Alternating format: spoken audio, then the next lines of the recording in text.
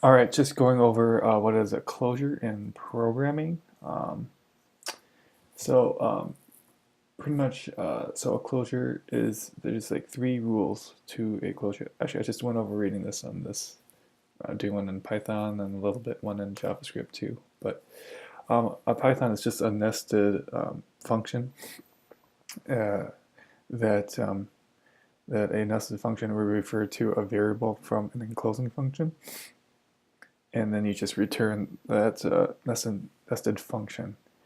And let's just kind of do an example here. So if you just wanted to make a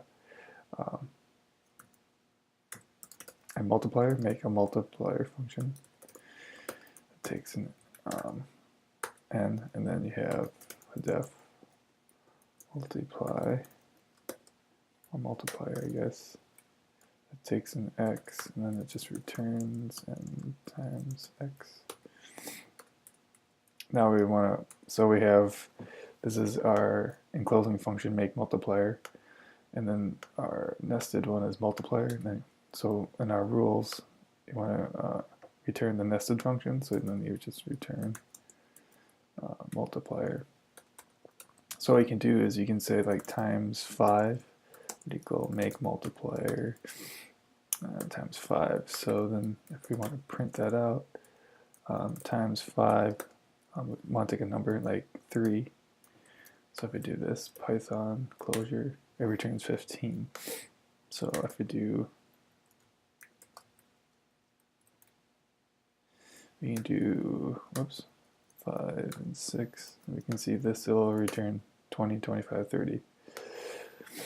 So essentially what it is a closure is a function that, or functions that preserve data. And in this case instance, we're going to preserve multiplying by 5 or multiplying by 6. Or, yeah, so this is a closure. This make multiplier is the closure. And it like preserve this data 5 or this variable. So I haven't used them ever, but apparently when to use them is what I quickly read. It's just a tool to avoid global values. So you don't have to have, in this instance, like, yeah, I don't know. I guess I have to use it more. And it's a form of data hiding. So it's kind of like object-oriented, kind of, apparently, where you can, with your private variables and stuff, but it's just another, maybe a quick method, dirty method, instead of using a whole object or a class. So, but yeah, that's a closure, and just to repeat, it's just a function that preserves data and has three rules that must be nested.